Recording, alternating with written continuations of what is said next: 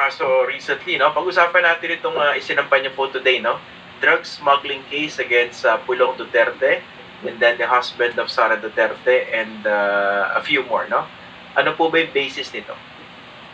Ito po yung in connection with the 6.4 billion peso Shabu shipment na na-raid at na-confiscate ng gobyerno back in 2017. At ito ay naging subject ng isang Senate inquiry at familiar yung mga sumusubaybay noon nung mga panahon na yon dun sa hearing na yon, and we were able to obtain mga testimonial and documentary evidence that would link the all these people, sina Pulong Duterte, Manscarpio, Nick Faildon, Allen Capuyan, Charlie Tan, and others na members ng Davao Group Drug Smuggling Syndicate. No? So, yun. Ngayon, ng mga panahon na yun, winightwash nila yung mga links nitong mga malalaking tao, yung mga kasabwat nila, no? Nung Davao Group. Tapos, ang tinamaan yung mga experts, ikaman. So, yun lang ang clear nila. Ngayon, we were able to obtain additional evidence. Kaya, yan na ngayon ang final natin. So, kaya ngayon kayo nag-file, no? Additional evidence. Tama po ba? May nahanap kayo. Pero ano ba itong additional evidence na binabanggit ninyo? Documentary yan and testimonial evidence. Kaya, ano na to? It's an open and shut case, no? Uusad ito and tingnan natin kung anong sasabihin nila about this. But when you say open and shut case, no, isa-isahin po natin. Ano po yung ano yung involvement, for instance, ni Pulong Duterte, tapos ni Manscarpio, yung kanyang bayaw? Okay, balik ganito yung naging modus. Itong Davao Group, ano sila? Sila yung nag-control nung flow nitong mga kontrabando, no? Hindi lang drugs, meron pang ibang mga kontrabando. Tapos, para silang, kumbaga, toll gate, no? So, yung mga regular smuggling, pinapalusot nila, lahat sila. Tapos, yung mga special na smuggling operation na nandiyan na yung mga droga, yun ngayon, ang, kumbaga, sistema nila. Tapos, in this particular shipment, ang pinakang drug lord na nag-finance dito at nagpasok ng droga is si Charlie Tan. Itong Charlie Tan, kapartner ito ni Michael Yang, no? Sa Davao pa, pero barkada ni Pulong, no? Si Charlie Tan, si Michael Yang, tsaka si Pulong, members yan ng Triad. Okay? Ngayon, nung dito na, nagpresidente na si Duterte, dinala nila yung operations na yan dito sa Manila. So, ang nag-a-act basically ng pagiging protector, itong si Pulong and si Manscarpio. They will make sure na because of their influence, talagang walang aangal, walang haharang sa shipment. So, meron ka ng drug lord na financier, may mga protector ka, tapos ito naman yung mga facilitators, sina Nick Faildon, yung si Neil Estrella, yung kanyang deputy, tapos si Allen Capuyan, ito yung big brother na tinatawag, no? Siya naman yung kumakausap doon sa iba pang mga kumbaga pinagdadaanan ng mga shipments to make sure na hindi sila maharang hanggang palabas ng customs. So, itong shipment na to, nakalabas ito because of the interventions of this Davao Group.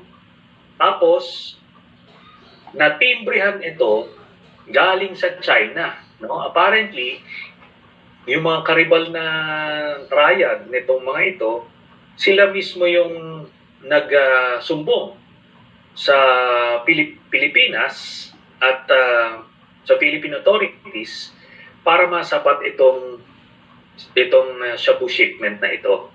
Kasi may mga na-displace. Ang ginawa nila Duterte, nung naupo sila, itong grupo nila Michael Yang, nila Charlie Tan, yung grupo nila, yan ngayon yung nag-control at nag-monopolize ng illegal drug trade. So may mga dinisplace sila ng mga drug lords dyan, yung mga hindi kasama dun sa kanilang sindikato, tapos yung mga shabu laboratories, sinutdown nila, para ngayon yung supply, ma-monopolize na nila. So ito na ngayon, nung na-shutdown na yung local manufacturing, yung mga shabu labs, yung supply ngayon would come directly from their sources sa China through the triad na pinapacilitate nito nila Charlie Tan, Michael Yang, and itong Davao Group nila Pulong at nila Mads Carpio. So yun. Itong shipment na to, yun yung na-intercept. Okay. Hindi na-intercept ito, just to be clear, na-intercept after nang lumabas sa customs. So they were able to... Yeah, oo. Ito ba yung nakatago rin sa tawag doon, yung parang cylinders? I think yung cylinders, iba yung magnetic lifters. Iba pa yun? Di ba? Iba pa yun. Okay. Sige. Kasi binabalikan ko yung findings ng Blue Ribbon Committee, di ba? Inimbestigahan po ito ng Senado. Correct me if I'm wrong. Doon ba sa report na yun mukhang hindi nila natumbok yung Davao Group? Tama po ba? Nung time na yon, I was the only one who was providing the evidence that would link sila Pulong and everybody else doon sa buong mga na-involved doon sa shipment na yan. Pero nung time na yon, ang chairman ng Blue Ribbon Committee ay si Senator Richard Gordon. Nung time na yon, magkaalyado pa sila ni Duterte, no? Kaya talagang he was practically lawyering for Pulong Duterte at that time, no? Hindi ako binibigyan ng espasyo. So we even had a brief clash there. So ganun yung situation. Talagang it was whitewashed. Tapos expectedly, pinorward kunyari, nag-file kunyari, pero clear lahat ito. Itong mga taong involved na to. Tapos I remember, tama ba sinampahan din kina yung libel case nitong si Pulong Duterte because of your allegations in connection with the 6.4 billion drug smuggling, tama ba? Ano pa lang nangyari doon sa kaso na yun? It's still ongoing, pero yun nga, no? Sila pa yung may audacity to do that. So nag-file sila ng iba't ibang harassment cases against me. But yun nga, nothing is taking so far, no? And kaya ngayon, ito naman, nakita natin that they're not in control of the judiciary anymore, so it's time to file. Okay. Ano yung pinaka matibay na link na na-establish nyo? For instance, between this drug smuggling incident and specifically, kunwari, si Pulong Duterte? Alam nyo, because of the sensitive nature of this case, may mga testigo na, syempre, pag nalaman nilang sila yung mga testigo, malalagay sila sa alanganin. Okay. Tapos, ganun din yung mga documentary evidence. Maliwanag ito. Kasi as far as yung droga na nasabat is concerned, so nakuha yan, well documented yan. Unlike kasi dun sa case ni Senator Laila de Lima, finala nila ng illegal drug trading case. Pero ni 1 gramo ng droga, wala. Oo. Ito meron. Meron talagang nahuli, no? And it's not through the efforts of itong otoridad, itong customs, kundi ito ay afterthought kasi nagkahulian na eh. Maraming agencies na ang natimbrehan. So obligado na silang huliin. Mahirap ng arborin, ika nga. no? So yun ang napalusot nila ang itong mga cargo. So, ang tanong noon, ito yung sinasabi ko noon. When I was establishing the link kay Pulong Duterte at that time, so sinabi ko si Pulong Duterte, member siya ng triad, tapos sinasabi ni Gordon noon, anong proof mo? Sabi ko, ang proof is yung triad tattoo niya sa likod. Di ba? In fact, sinabi ko nga, you can prove me wrong, pumunta ka sa isang kwarto dyan sa Senado, for your privacy, pipicturean lang ng Sergeant at Arms ng Senado para ma-disprove yung aking allegation right then and there. Ayaw payagan ni Gordon kasi daw I need to show proof bago yun na nga ang sinasabi ko, di ba? The proof is etched or tattooed on the back of Pulong Duterte. So he refused to do that. Tapos after that, ang ginawa na, yun na, whitewash. So, yun na lang ang nasasabi natin dito na talagang hindi ko sila bibigyan ng luxury of identifying or being able to know the witnesses who will testify against them. Pero definitely meron. May mga eyewitnesses kayo linking, let's say, Pulong Duterte, Mans Carpio, according to you, dito sa kaso na to. Kasi protector ang, di ba? Ang characterization niya sa kanila. Yes. Ano yan eh? Kumbaga, I stand on solid ground dito. Hindi to bluff. Kasi final ko ito, the DOJ, kung alam nilang ampaw yan, they can dismiss that. Diba? So, yun naman yun. Otherwise, kung wala talaga akong alam, I should have engaged in a propaganda war with them. Diba? Sabihin ko lang sa mga sa media o sa social media. Pero ito, dyan yun eh. So, yun yun. Kumusta pala, sir, yung timing nung pagko-file ng kaso na ito? Sabi niyo, may mga additional testimonial and documentary evidence kayo nakuha, no? Pero nagpalit ng administrasyon 3 years ago. 2 years pala, 2022. Yeah. Bakit ngayon lang siya na-file, not last year, for instance? Well, alam naman natin na talagang ang assumption then after 2022 was magkaalyado sila. Therefore, baka, alam mo na, the influence is still there, tsaka paproteksyonan yung kaalyado. Pero ang big break dito was when Senator Laila de Lima was granted bail, like late last year. So ibig sabihin nun, hindi na kontrolado kasi yun yung talagang tinututukan nila yon even after 2022. They were making sure na hindi makalabas si Sen Laila.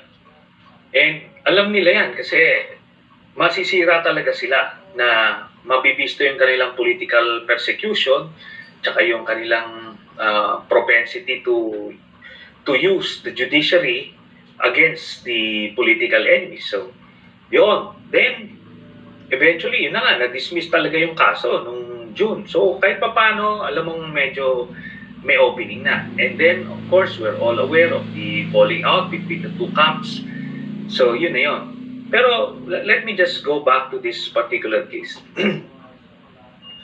Nung panahon ito, 2017, si Duterte, talagang at the peak of his presidential powers, peak ito ng patayan ng PJK.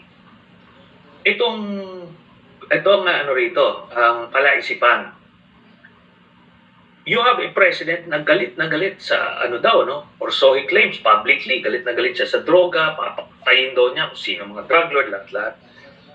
Kung ikaw drug lord, bakit mo ngayon ipapasok sa front door sa customs ang droga na nitong Lada sa isang bansa na alam mong yung presidente ay galit na galit, assuming hindi siya connected dyan. Di ba? He would be tempting the fates. Ika nga. Sinusugal mo yung kapital mo na malaki kasi bilyon yun. patadaanin mo sa front door, sa customs mo padadaan. It doesn't make sense, di ba? Tapos ito yan. All throughout the investigation, lahat. Kung totoong yung war on drugs ni Duterte, na galit ka talaga sa illegal na droga, hindi ba ikaw ang interesado sa lahat malaman kung sino yung malakas loob na drug lord na nagpasok niyan? Di ba? Yun dapat ang instinct. Tapos anong gagawin mo? Itong si Faildon na palpa na Bureau of Customs Chief na nanusutan nung ganyan shipment, ano ang gagawin mo kung hindi ka konektado dyan sa shipment na yan? Di ba ang gagawin mo dapat? Itatanggalin mo siya, iimbestigahan mo siya, di ba? Paparusahan mo siya. Pero anong ginawa ni Duterte? Pre-nomote. Nilipat. For that matter, hindi necessarily pinonomote. Kung hindi, nilipat lang sa Bucor si Faildon.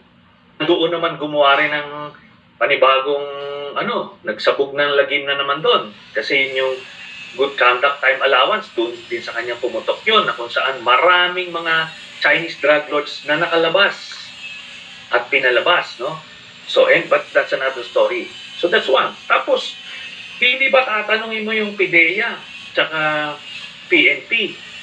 Gawin nyo ang lahat na magagawa nyo para malaman ko kung sino yung drug lord na nasa likod niya. Alam mo, hindi nga makapag-imbento man lang ng pangalan. Nasabing itong shipment na to, itong si Mr. So-and-so ang nasa likod. Walang ganun. It's just there, it was left hanging.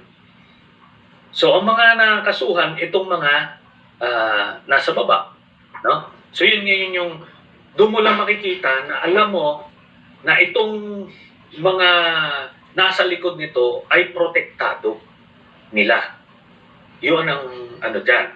Of course, sasabihin na that's circumstantial. Yes, precisely. Kaya meron kaming direct evidence sa kanila through the testimonial and documentary evidence na nakalap namin.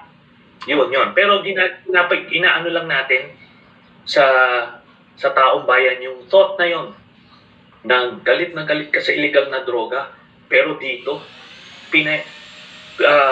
hindi mo ginalaw, hindi mo pinanish yung Bureau of Customs Chief na nagpalusot nun.